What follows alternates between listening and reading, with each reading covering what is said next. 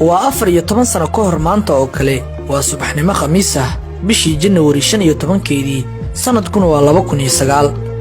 waxa aan ku noolahay degmada Dayniile oo aan u qaxnay waxaan dhageysanayaa wararka aroornimo ee idaacadda Shabeelle oo aan subaxaas ka maqlay warkii ugu farxadda badnaa ee aan abid idaacadda ka dhageysto ciidamadii Itoobiya ayaa la sheegay inay xalay ka baxeen magaalada Muqdisho ayna faarujiyeen isgoyska Florenzo madaxtooyadii Soomaaliya wasaaradii gaashaandhigga xarunta guloodayaasha isbitaal Degfir kuliyadda jaalasiyaad iyo xeradii asluubta maalin ka horna waxayba ka baxeen warshada baastada xayla barayse miisaanka dhuxusha istaadiyo Muqdisho xarunta xisbiga iyo isgoyska Calikameyn halhaleel ayaan uga baxay guriga waxaan ku biiray kumanaan qof oo Soomaali ah oo farxad la soo firxaday si ay u arkaan guryahoodii ay 2 sano ka hor ka qaxeen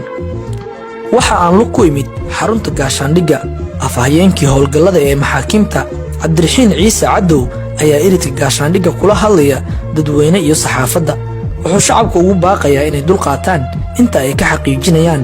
ammaanka goobaha ay Itoobiyaanku ka baxeen warkaas lama dhageysan oo dadkii ayaa iridka isku buurtay barqadii ayaan ka baxay isla gaashaandhiggii waxaan galnay kuliyadda jaalasiyaad kadib waxaan ku lugeeyay laamiga warshadaha waxaan lu ku sii maray xaruntii guloodayaasha waxaan duhurkii gaaray istaadiyo Muqdisho oo ay shacabku buuxdhaafiyeen dad aan ka xasuusto Abwaan Abshir Bacale iyo Abwaan Guure ayaa maalinkaas shacabka kula hadlay istaadiyo Muqdisho ama isbartiibada waxa aan ka baxay istaadiyo Muqdisho waxaan lu ku sii maray saldhigyadii ay Itoobiyaanku ku lahaayeen xarunta xisbiga isgoyska Calikameyn Xamar Bile iyo isgoyska Florenzo waxaan markii dambe tagay gurigeenii oo ku yaalay xaafadda Xiriiryaale oo aan ka qaxnay kadib markii uu noogu soo galay madfac habow ah oo habaryartay naafeeyay geedyahuud iyo tiintiin ayaa dariiq kasta oo ku yaala magaalada Muqdisho xiray luuqyada waxaa ka soo uraya meydad qurmay dad meesha lagu laayay guri kasta waxaa ka muuqda burbur ka soo gaaray madaaficda Itoobiyaanka dariskaygii ayaan sanad kadib kulannay intii qaxa lagu jiray qoys kasta tiisa ayaa haysatay oo dadku warba iskuma hayn balse maalinkaas ayaa la iswarsaday yaa dhintay yaa sanool hebel iyo heblaayo way dhinteen hebel dhiigbax ayuu u dhintay qoys hebel BM ayaa guriga ugu soo dhacay oo waxaa ka nool hebel iyo heblaayo oo kaliya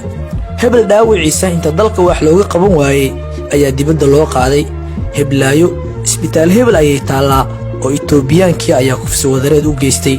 hebelna meydkiisa ayaa la qaadi waayay kadibna eeyo ayaa meel heblaayo ku cunay ayaa la isiri warbixin ay wakaaladda wararka ee Reuters ay qortay maalinkaasi waxa ay sheegtay in Itoobiyaanku ay Muqdisho ku dileen 16,000 oo qof oo Soomaali ah ayna barakiciyeen dad 1 milyan gaaraya balse tirada dhimashada intaas way ka badnayd oo odayaasha beelaha weeye oo maalin kasta sheegi jiray halka ay dhimashadu marayso waxay markii war ugu dambeysay ee kor u sii dhaafaysay 28,000 oo qof oo Soomaali ah kumanaan qof oo ila dareen ah ayaa maalinkaasi ka soo lugeeyay deegaanadii ay u qaxeen iyaga oo guryahoodii dib u arkaya maalmo kadib qoys kasta gurigiisa ayuu dayactir ku bilaabay kuna soo laabtay malaha ma jiro qof reer Muqdisho ah oo xasuuqii Itoobiya aan ku weynin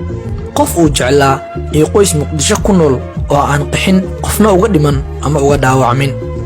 maalinkii Itoobiya ay dalka ka baxday waxay reer Muqdisho u ahayd maalin ciid ah waa maalin xus iyo xasuus gaar ah mudan oo ay tahay in buugaagta lagu qoro iskuuladana lagu dhigo halgankii guuleystay xaflado dabaaldeg ahna lagu sunto kani waa boggayga Facebook ee Shaakir Xalane haddaad ila soo gaartay ilaa iyo dhamaadka sheekada like ii saar muuqaalka oo share garay la wadaag asxaabtaada ha hilmaamin inaad follow soo dhahdo boggayga Facebook ee Shaakir Xalane si aad u hesho taariikho dhacdooyin qisooyin iyo barnaamijyo isku dhaf ah oo aan halkan ku soo gudbiyo ku mahadsanid